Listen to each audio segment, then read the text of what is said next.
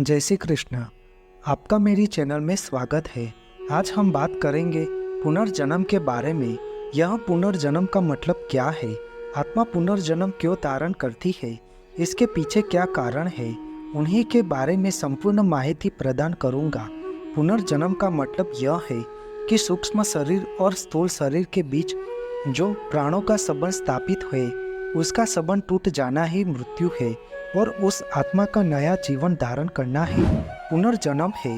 पुनर्जन्म की धारणा सिर्फ भारत के धर्मों में ही पाई जाती है, लेकिन सवाल यह है कि क्या मृत्यु के बाद पुनर्जन्म मिलता है और पुनर्जन्म आखिर होता क्या है।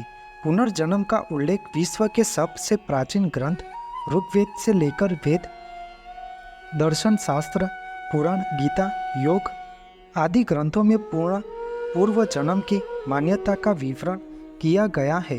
इसी सिद्धांत के अनुसार शरीर का मृत्यु ही जीवन का अंत नहीं है, परंतु जन्मांतर की श्रृंखला है। यह जीव 84 लाख प्रकार की योनियों में जीवात्मा जन्म लेता है और अपने कर्मों को भोगता है, और जीवात्मा का आत्मज्ञान होने के बाद जन्म की श्रृंखला रुकती है। फिर भी आत्मा स्वयं के निर्णय, लोक सेवा, संसारी जीवों को मुक्त करने की उदार्थ भावना से भी जन्म धारण करता है।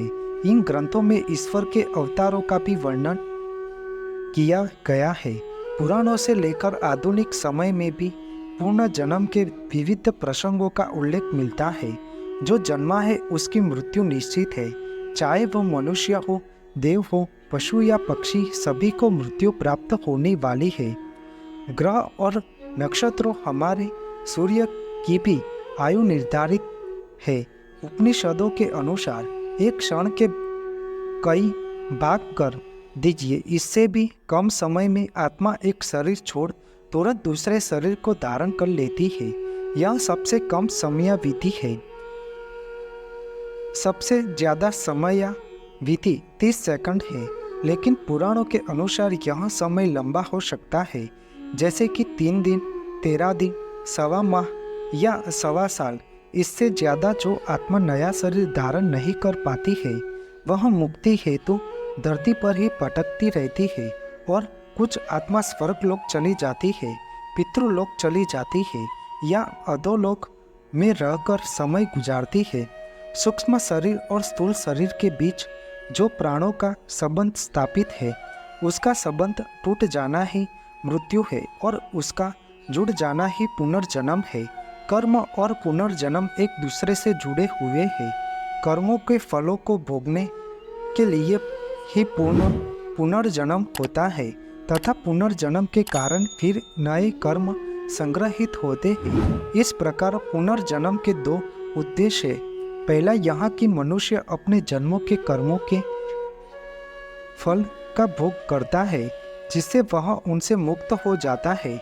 दूसरा यह कि इन भोगों से अनुभव प्राप्त करके नए जन्म में इनके सुधार का उपाय करता है, जिससे बार बार जन्म लेकर जीवात्मा विकास की ओर निरंतर बढ़ती जाती है, तथा अंत में अपने संपूर्ण कर्मों द्वारा जीवन का अंत करके मुक्त अवस्था में मोक्ष को प्राप्त होता है। आत्मा कुछ कारणों से पुनर्जन्म लेती है, जैसे कि भावना किसी विशेष कार्य के लिए महात्माओं को, दिव्य सत्पुरुषों की आत्माओं को पुनर्जन्म लेने की आज्ञा देते हैं। संसार में किए गए पुण्य फल कर्म के प्रभाव से व्यक्ति की आत्मा स्वर्ग में सुख भोगती है, और जब तक पुण्य कर्मों का प्रभाव रहता है, वह आत्मा दैवीय सुख प्राप्त करती है। जब पुण्य कर्मों का प्रभाव खत्म हो जाता है, तो इसे पुनर्जन्म लेना होता है। कभी कभी किसी व्यक्ति द्वारा अत्यधिक पुण्य कर्म किए जाते हैं और उसकी मृत्यु हो जाती है, तब उन पुण्य कर्मों का फल भोगने के लिए आत्मा पुनर्जन्म लेती है। कई आत्माओं का अपने पूर्व जन्म के पाप का फल भोगने के लिए पुनर्जन्म धारण करना पड़ता है। आत्मा किसी से बदला लेने के लिए भी पुनर्जन्म लेती है। यदि किसी व्यक्ति को धोखे से, कपट से या अन्य किसी प्रकार यातना देकर मार दिया जाता है, तो वह आत्मा पुनर्जन्म अवश्य लेती है। और किसी का ऋण चुकाने के लिए भी आत्मा पुनर्जन्म लेती है। किसी का अकाल मृत्यु हो जाने पर भी आत्मा पुनर्जन्म लेती है।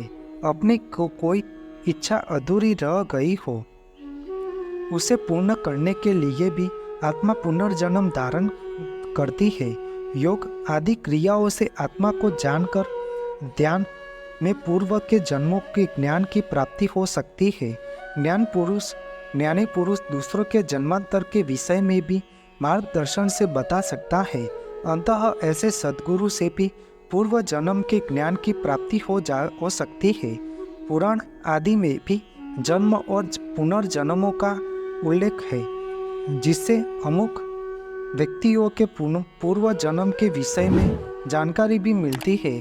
कभी बाल्यकाल में किसी बालक को पूर्व जन्म का ज्ञान होने के प्रसंग में भी सामने आए हैं। आपको मेरी यह माहिती अच्छी लगी हो तो मेरी चैनल को लाइक, शेयर, कमेंट, सब्सक्राइब करें और बेल आइकन को दबाना ना भूलें। जय स्वामीनारायण।